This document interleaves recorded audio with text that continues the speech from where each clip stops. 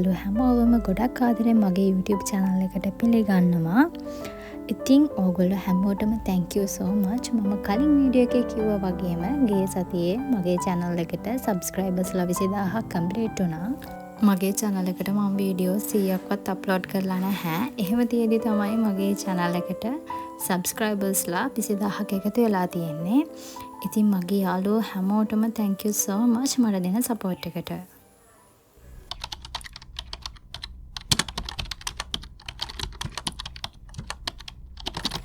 ඉතින් අද මම ඔයගොල්ලොත් එක්ක share කරගන්නේ morning vlog එකක්.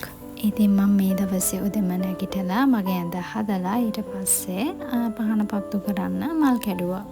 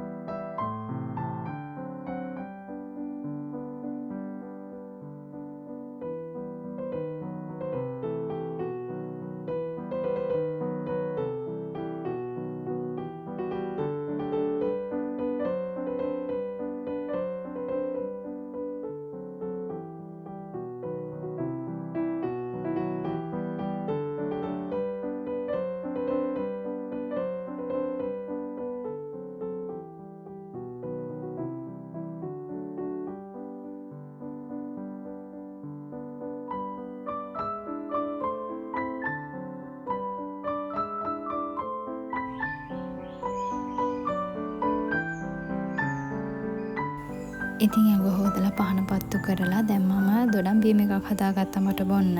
ඉතින් දැන් මම සති දෙකක වගේ ඉඳලා උදේට බොන්නේ ෆ්‍රෙෂ් ජූස්. නැත්තම් කැඳ, බාර්ලි වගේ දෙයක්.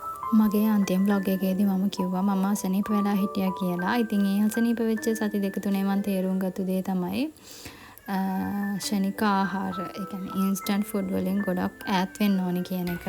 ඇත්තටම ඒක මම තේරුම් ගත්තට වඩා මට මගේ ගෙදර කට්ටිය තමයි තේරුම් කරලා දුන්නේ. ඒගොල්ලෝ කිව්වට පස්සේ තමයි මම කල්පනා කරලා බැලුවේ මම කොච්චරනම් නූඩ්ලස් එතකොට Nescafe ඒ වගේ දේවල් කෑවද බිව්වද කියලා. ඉතින් මට ඕගොල්ලන්ට කියන්න ඕනේ උනේ ඕගොල්ලොත් ඕගොල්ලොන්ගේ කෑම බීම ගැන ටිකක් හිතන්න කියලා.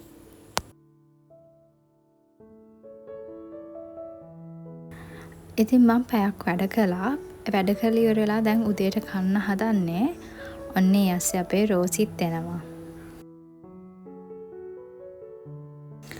කාලා ඉවර වෙලා මම ආපහු වැඩ කරන්න පටන් ගත්තා.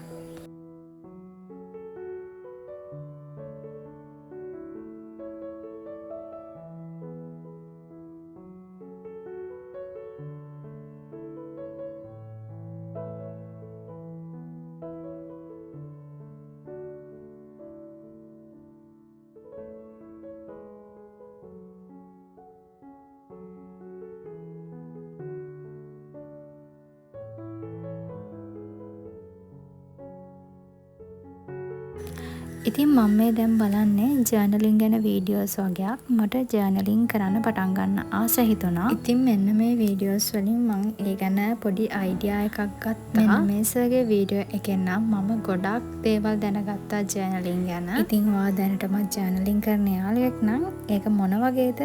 ඕගොල්ලන්ට දැනෙන්නේ කොහොමද කියලා පල්ලෙහාන් කමෙන්ට් එකක් දාගෙන යන්න.